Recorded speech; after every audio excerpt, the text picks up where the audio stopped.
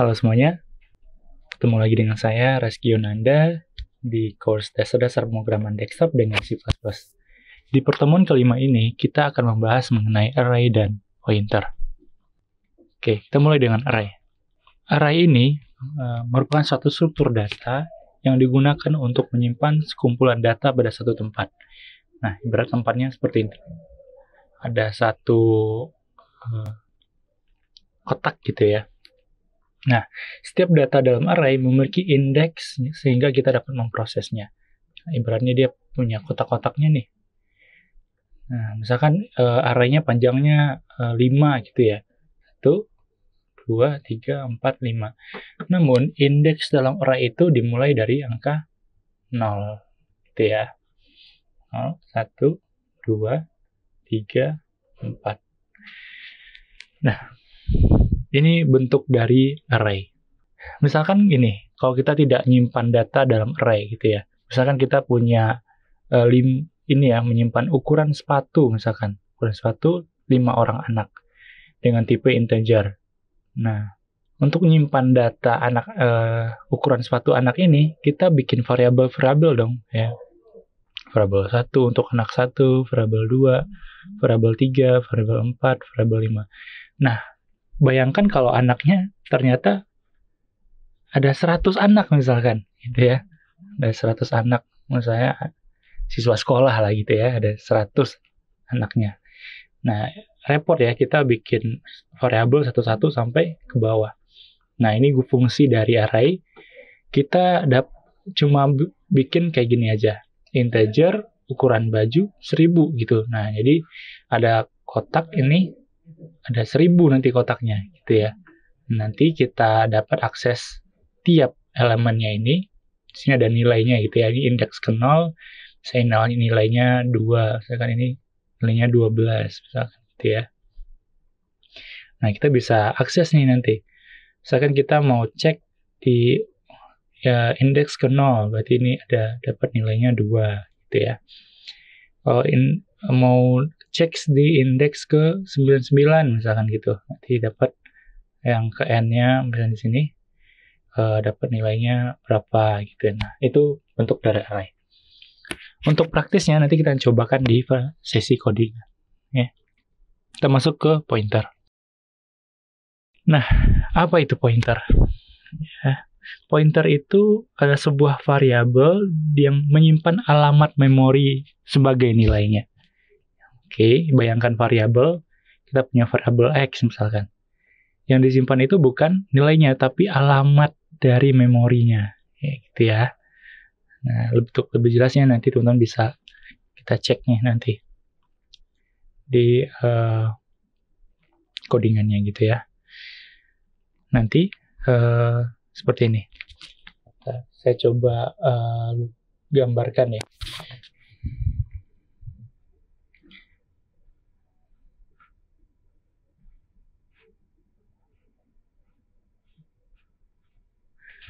Oke. Misalkan kita punya nilai A sama dengan 10, misalkan gitu ya. Ini INT. Maafkan tulisan saya agak berantakan nih. Ini INT A sama dengan 10, berarti ini memori, ini value-nya, misalkan ya. Nah, yang disimpan di memori itu adalah alamat memorinya, gitu ya. 0x7 berapa gitu ya. Titik. Nah, di sini value-nya 10. Nah, misalkan kita bikin satu pointer gitu ya, integer B yang kita simpan, ini kita anggap sebagai pointer ya. Yang kita simpan itu memorinya gitu ya. Berarti ada dan di sini ya. Dan A gitu ya. Nah, di sini nanti akan disimpan memorinya dari si A gitu. Nah, untuk lebih jelasnya kita akan coba lihat di bagian codingan. Ya, ini contoh pembuatan pointer ya. Bisa integer untuk deklarasinya, bisa double ya. ya, bisa karakter.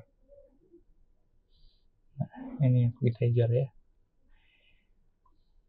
Seperti ini yang kita bikin tadi, kita inisiasi pointer ya, dengan nilainya itu merupakan alamat dari variabelnya. Oke, tadi kita udah belajar nih mengenai pointer dan array ya. Kita ulang lagi untuk array. Jadi di C++ cara membuat array itu gampang ya. Tinggal tambahkan tipe datanya di awal, terus kita variabelnya A misalkan, panjang arraynya 3 gitu misalkan ya, 3, dan kita bikin nilainya jadi misalkan yang ke 0, misalkan kita indeks ke 0 kita kasih nilai 1, 2, 3, 4 misalkan itu ya. Nah kita coba print ya, print ada tiap-tiap nilainya yang ada dalam array ini. Kita pakai perulangan.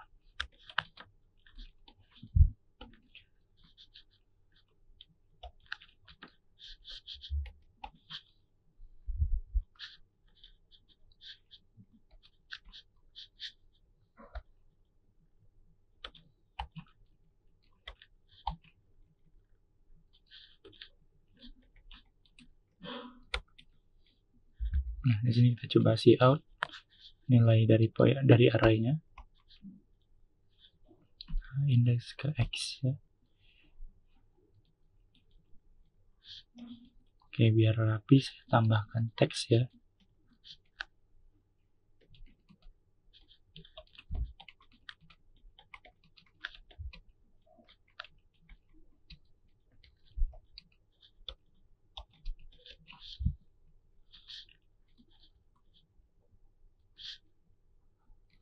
Ke X ya, saya tambahkan sama. Oke, seperti ini. Jadi di sini saya bikin perulangan, saya kasih inisial variabelnya 0 ya, X sama dengan 0, karena indeks array kita dimulai dari 0 gitu ya. Nah, nanti dia akan ngambil indeks ke 0, berarti ada 1, nanti akan ditampilkan ya. Indeks ke 0, nanti nilainya berapa gitu ya. Kita coba run project-nya. Oke, karena kita nggak nambahkan new line, jadi agak berantakan. Saya tambahkan new line dulu. Oke, sini.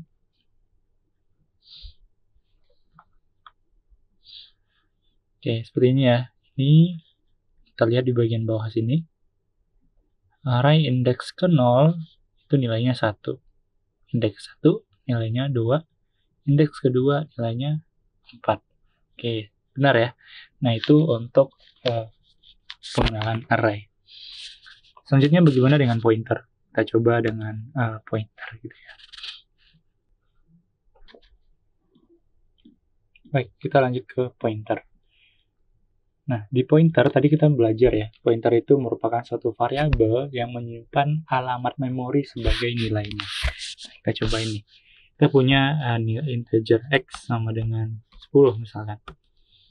Coba integer B sama dengan 20 misalkan gitu ya. Nah, pertama saya mau lihatkan dulu ke teman-teman nilai dari memori itu seperti apa gitu ya.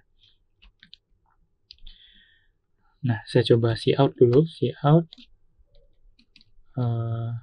nilai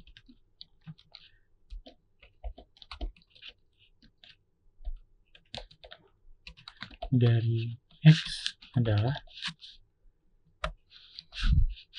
seperti ini. Untuk memanggil nilai memori, kita tinggal tambahkan simbol dan seperti itu.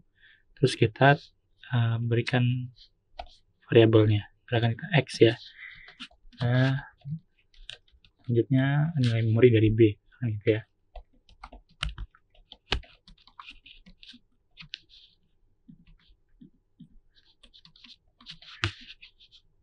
Dan B. Oke, kita coba lihat. Kita jalankan dulu. Oke, karena ini kurang titik koma ya. Oh iya, atasnya juga kurang titik koma.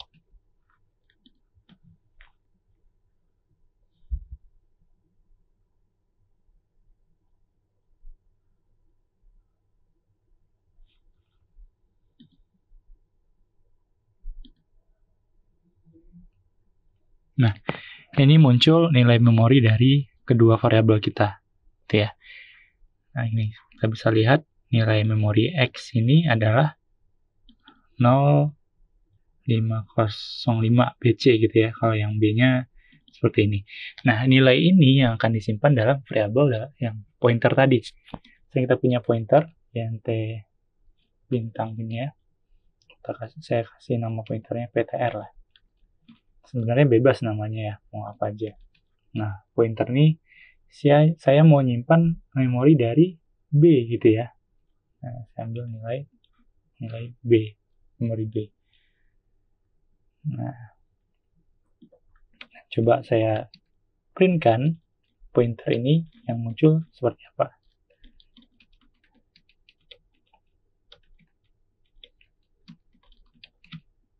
Ya, saya coba panggil pointernya.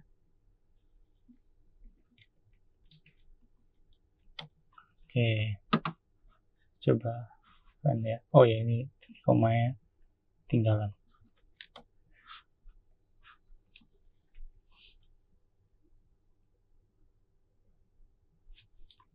Oke, ini biar rapi saya tambahkan n-line dulu.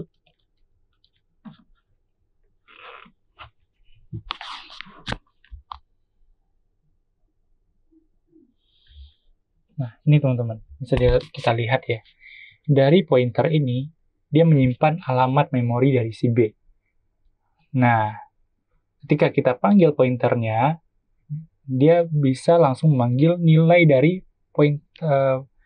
alamat memori tersebut, gitu ya. Seperti itu. Nah, misalkan saya mau rubah nih nilai dari B-nya, gitu ya. Bisa nggak ya? Kita coba lihat. Kita coba ganti di sini ya, di line 15 PTR ya, pointernya tadi sama dengan saya ganti nilainya jadi 20. Nah, cout. Kita coba apakah nilai B-nya berubah gitu ya. Coba lihat.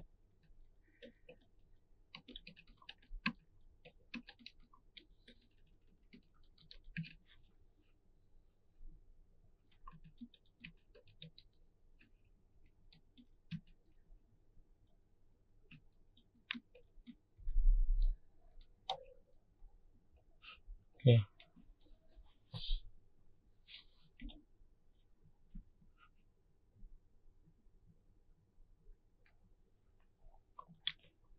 Oke, saya akan tinggal intinya ya.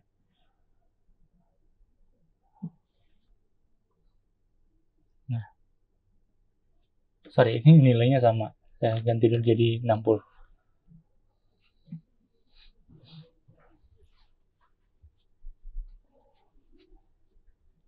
Jadi gitu ya teman-teman ya. Ketika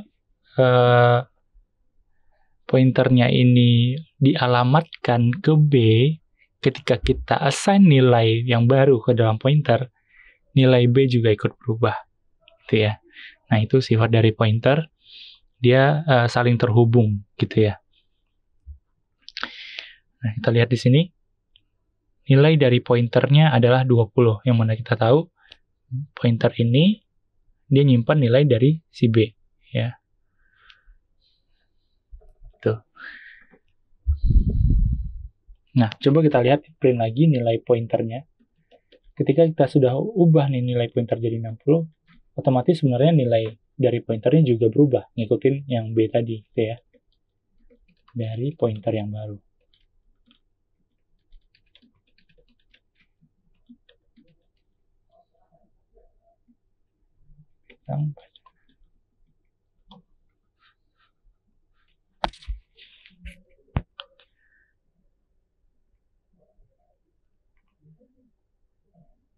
Oke, ini n-line-nya kurang ya.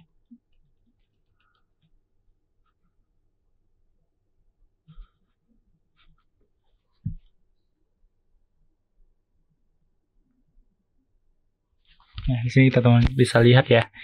Jadi nilai dari pointer di awal adalah 20. Dia ngikutin B karena kita assign alamat B ya di sini.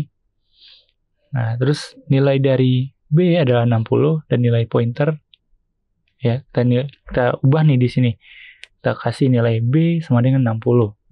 Pointer sama dengan 60. Nah, otomatis nilai dari yang B, variabel B juga ikut berubah menjadi 60 karena dia udah saling terkoneksi gitu ya. Nah, simpelnya seperti ini ya, teman-teman. Baik, saya coba gambarkan ya yang terjadi di pointer tadi. Ibaratkan tadi kita punya variabel B gitu ya, variabel B dengan nilai 10 tadi ya. Nah, berarti B ini komputer ya, ini memori, ini ada value-nya. Nah, memorinya sekitar sekian tadi kita coba print ya, 0x5 sekian. Nah, value-nya 10. Nah, tadi terus kita bikin satu pointer ya, saya P aja ya gitu ya. P, pointer P, sini bintang. Kita simpan memori dari si B ini gitu ya. Jadi saya simpan memorinya si B. Nah, ketika ini memori B-nya disimpan, maka yang terisi di sini ya, pointer P ini dia juga ada memorinya gitu ya. Misalkan di sini P-nya di sini gitu ya. Nah, di sini memorinya disimpan. Nah, ketika kita mengassign nilai baru pada pointer P, ya, saya bikin teks ini, pointer P sama dengan 60 gitu ya.